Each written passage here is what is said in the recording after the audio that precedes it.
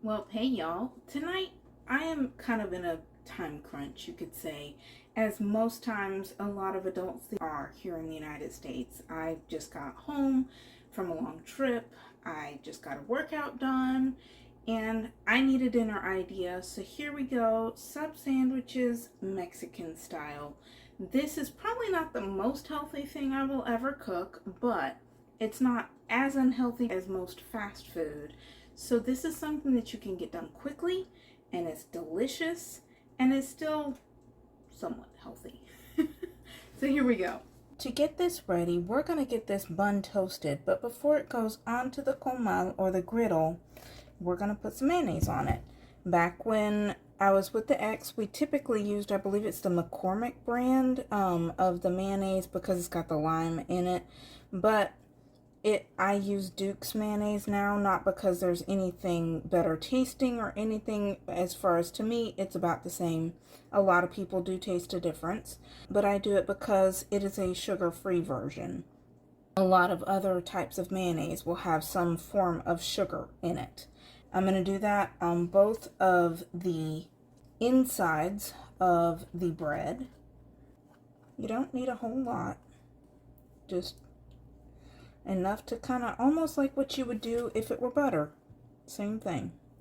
I've often done this with actual Ezekiel 4-9 bread, which is a much more diabetic friendly bread, but I'm showing you because this is the authentic Mexican style version. Although they will have, especially like at Mexican stores, they'll have things that are sub type breading that is called bolillos.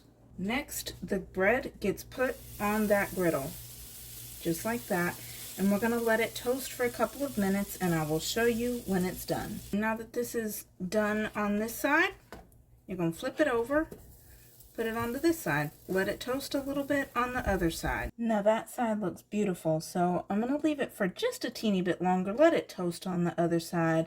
I started looking at it, I'm like, that bread still looks a little bit too white. I may be a white girl, but I like a little bit toasted bread. So we're going to finish it up. Now I'm going to use a little bit of that grease from that mayonnaise. I'm going to fry up a teeny bit of this ham.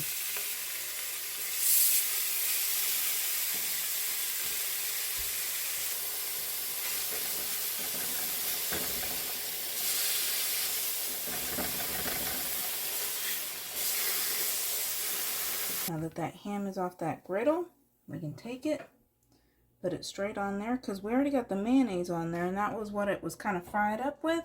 So therefore, you don't got to worry about adding any extra mayonnaise or any extra grease. It's already done.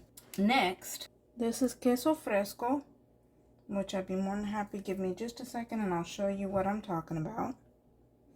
I know that I have showed you on other videos, but for those that might be new to my channel, Queso Fresco. I prefer La Morenita personally. To me, it's got the most flavor of like what I have tasted in Mexico. And Queso Fresco is often used in lots of tortas, which is the sub sandwiches and things like that. After that, you can have your tomato. It is very finely, thinly sliced. You can obviously add yours as thick or thinly as you would like, and there that is. Here we got a little bit of onion. Obviously, these things, each and every one that you're going to put on your own torta is going to be to taste. I mean, if you don't like much onion, I don't particularly care for a lot of onion on my burgers, but I do like it on my tortas, go figure. Then, after that, I will admit I brain farted a little bit and forgot about the lettuce while I was at the store. So I'm going to use a little bit of salad lettuce. But obviously of great preference would be straight off of the head of lettuce. But, you know, hey, use what you got, right? I am more than happy to be the queen of that statement. I will add probably a little bit more in a moment after I add the pickled jalapeños. These came out of one of those cans that you can buy at the store. I have always bought the sliced pickled jalapeños Some people like them whole. To me, it's a whole lot easier to deal with when they're already sliced, being honest. And when I was with the ex, I always would ask for everything on my torta, and then I would take off the pickled jalapeños. Not because I didn't like them, I just couldn't handle the heat, but I liked the flavor that it would add to the sandwich itself. Now, for whatever reason that I cannot explain to anyone, I love it. I absolutely love it, and they stay. Last but not least, I'm going to add a little bit of avocado. I heart avocado. If you don't like it, obviously it's per taste. I'm just trying to get this to come out. It squeezes out, but I don't want to squeeze it too hard. And then you can add that. And I love to add just as much as I can possibly fit on that sandwich, but I'm trying to keep it all together too, so that it'll take a prettier picture. Teeny little bit more lettuce just to make it pretty. And there we go. And as I said, easy, delicious, and quick. There's no need to take a whole long time to make your family a homemade, authentic Mexican meal.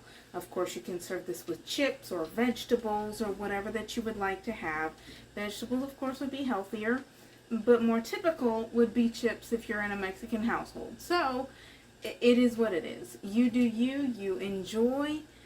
If you like my videos, if they've been of any encouragement, any help, feel free to subscribe to my channel. Hit the notification bell and like the videos. And otherwise, have a delicious day.